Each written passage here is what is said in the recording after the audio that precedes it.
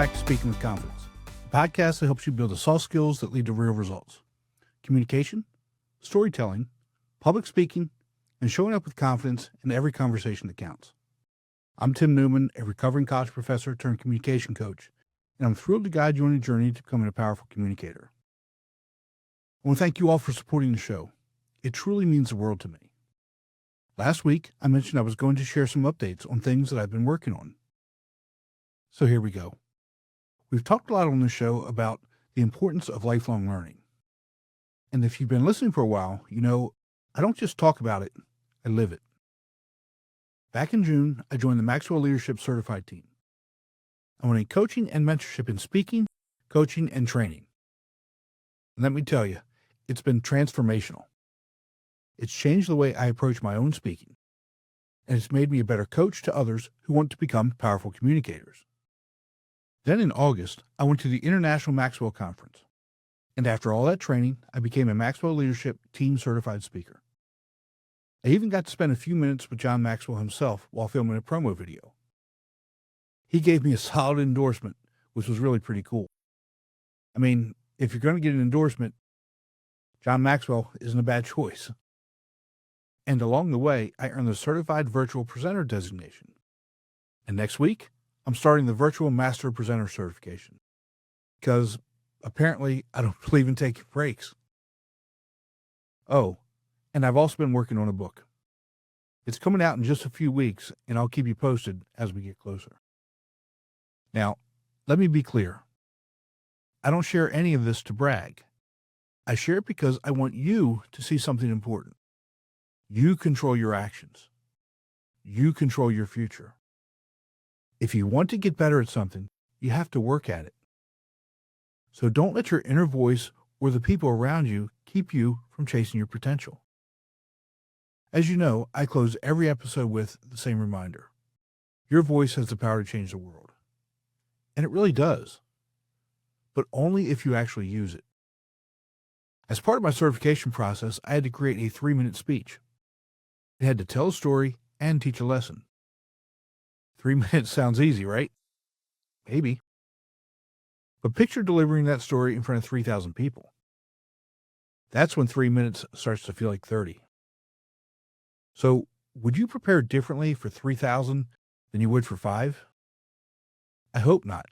You should always prepare the same way. So here's how it works at IMC. Every year, about 150 people submit their 3-minute speeches. From there, it's cut down to 40 semifinalists. Your video has to be under 3 minutes, you have to hold a mic, and you're not allowed to use any notes. Then these 40 semifinalists deliver their speech live on Zoom with the same rules.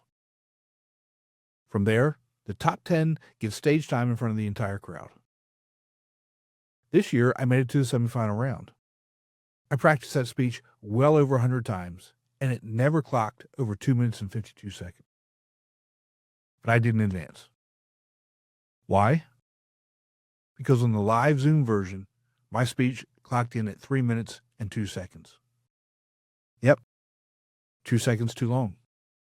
And that was enough to take me out of the running, which just goes to show, even in the world of leadership, timing is everything.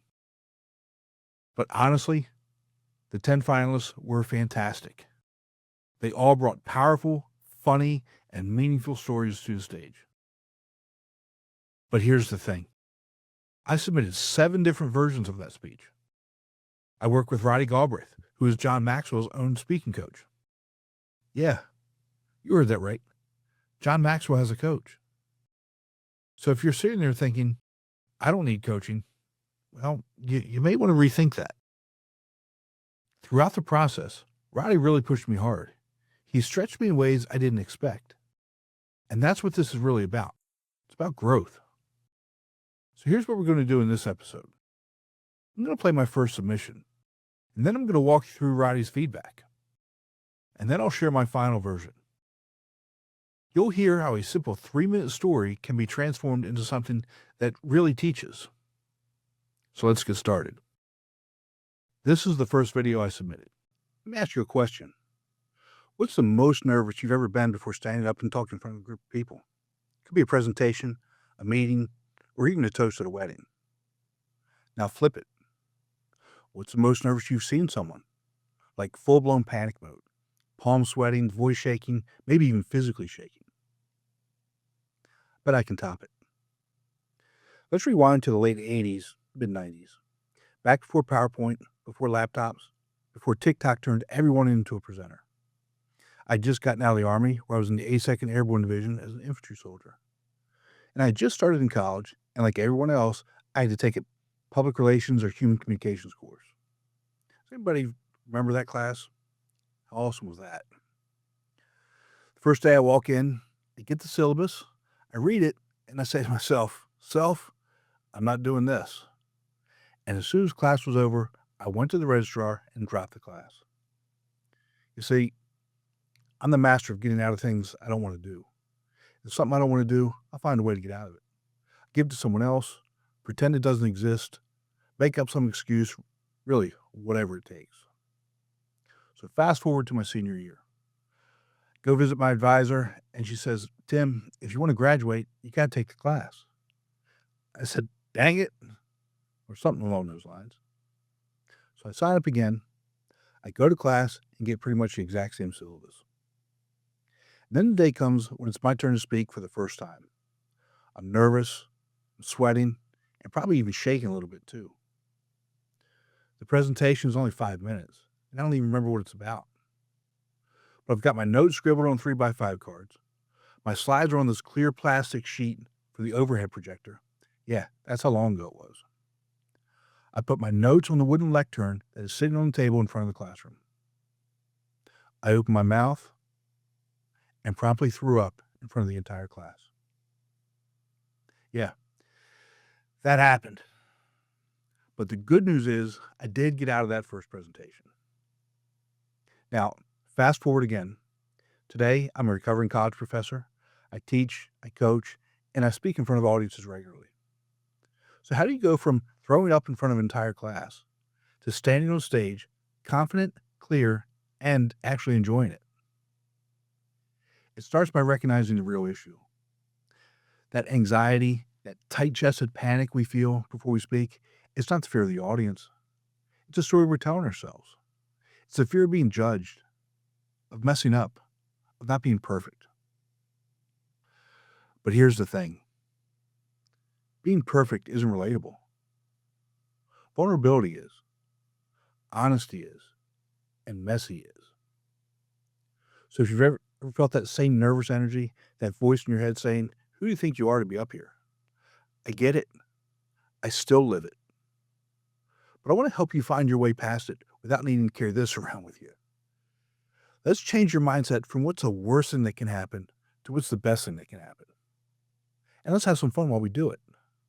Let's get clear on your message.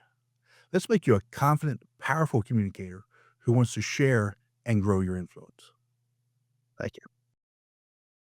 Here is Roddy's feedback. Hey Tim, well done, good job. So great to see you on video.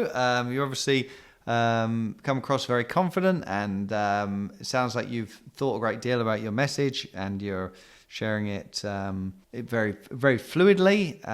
It's a little, given that you're good, I'll kind of point out a few things that maybe could help take it to the next level. I think we could have a bit more variety in the delivery. And 3.5 minutes, it feels longer than it needs to be, even though you need to get it down to 250 really or under, because it has to be under 3 minutes. So you want to give yourself a little bit of leeway. So for stage time, you need to get it down to 250 or under really, but you've got a few weeks to get there. But a bit more variety in the delivery, I think, would be good. Letting your personality out a little bit more, smiling. I like some of the deadpan humor, but it would be nice to see a bit more variety. I would skip the beginning about, what's the most nervous you've ever been? What's the most nervous you've ever seen? I don't know that it adds too much. Tells us what's coming, but it's not a huge deal. But I would just start straight into the story. And late 90s, early 90s, late 80s, early 90s. Thank you for your service, by the way. I think just decide when it was. When did you leave, and what you're doing. I like it caught me by surprise. So you throw up in front of the entire class. That's probably the best bit. That bit I like. Recovering college professor. Make it about you and your growth. Don't make it about the audience. It's better if you stick with you and what you've learned. Relatability is huge. Not being perfect. People don't speak perfectly. So that kind of vulnerability, I think, is a great way to connect. It's kind of conversational, but it's a little too kind of laid back and samey. So I think you need to mix it up a little bit. Try and let your personality out a little bit more. Get it down under 3 minutes ultimately. And then think about one big thing that we can take from this that you learn, that you're sharing your journey from. I think that would be a great kind of goal for this. There's not that much. The best bit about it is you throwing up.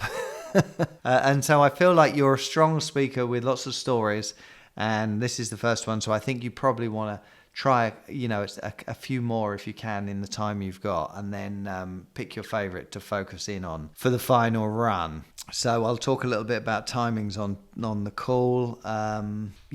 So strong, but I feel like it needs more, mainly in the delivery. Also, like the point from the audience's perspective, what are they going to take from this? Don't make it about the audience. Make it about you and what they're going to take from your growth, your journey. And really we want one thing. Great job. Well done, Tim. Looking forward to it. Strong start. Speak to you soon. Take care. Bye-bye. God bless. Roddy was really spot on with everything he said. Throughout the process, the one big thing that I struggled with was the one message I wanted the audience to get. And did you notice he also said I should shoot for 2 minutes and 50 seconds or under? There's that 2 seconds again. Now here's the final live version. It was August of 1989. I just finished 3 years as an infantry soldier, the 82nd Airborne. I was 21. I already knew everything, and off to college I went. Like every other college freshman, public speaking 101 shows up in my schedule. But I already knew how to give a good presentation, so I didn't need it. I dropped the class. Fast forward to my senior year, my advisor says, Tim, if you want to graduate, you got to take it. So I gave in, and the day comes to give my first presentation. And I'm a wreck. I'm nervous. I'm sweating. I'm probably even shaking a little bit too. I've got transparencies for the overhead projector. Yeah. Remember that ancient thing? This is pre-PowerPoint, pre-laptop, and definitely before TikTok. I put my notes on the lectern in the front of the room. I opened my mouth and promptly threw up in front of the entire class. Yeah, that happened. My professor was horrified, but the students got a good laugh out of it. And just like that, I went from paratrooper to the guy who puked in speech class. You see, up until that point, success for me came from work ethic. I was never the fastest, the strongest, or the smartest, but no one was going to outwork me. I had that, oh yeah, watch me, chip on my shoulder. If you told me I couldn't, or hit me with, I bet you won't, I'd prove you wrong every single time. And I'm sure you can imagine some of the situations I got myself into with that mentality. But this was different because the voice telling me I couldn't do it was mine. And this didn't have anything to do with work ethic. I'd always wanted to be a teacher. But how is that going to happen if I can't even give a 5-minute speech without throwing up? And it took time. But eventually, I realized the problem wasn't the speech. The problem was me making it about me and trying to be perfect. I had to shift my focus away from trying to look and sound good to providing value. I had to be open to letting the people trying to help me actually help me and not trying to do things my way all the time. I had to be open to the coaching. I had to be open to actually implementing their suggestions. And I had to admit that maybe, just maybe, I wasn't the smartest person in the room. Because being perfect, that's not relatable. Vulnerability is, honesty is, and messy is. Today, I'm a recovering college professor and still obviously a work in progress. And every now and again, that voice still kind of creeps in, says, who do you think you are to be doing this? And I just laugh because I know exactly who I am. I'm the guy who puked in speech class, and now I teach people how not to do that. Thank you. You can see the improvements of the messaging, of the words, the variety of the delivery, and the facial expressions. Without Roddy's help, there's no way my final version would have been anywhere near the quality it was. And that's the thing. If you want to grow as a communicator, it's going to take some work. So let me ask you, what's holding you back from your next breakthrough? If you're ready to take that step, I'd be glad to help you get there. Remember, we're looking for progress, not perfection. That's all for today. Be sure to visit Speaking with Confidence podcast to get your free ebook, The Top 21 Challenges for Public Speakers and How to Overcome Them. You can also register for the Formula for Public Speaking course. Always remember, your voice has the power to change the world. We'll talk to you next time. Take care.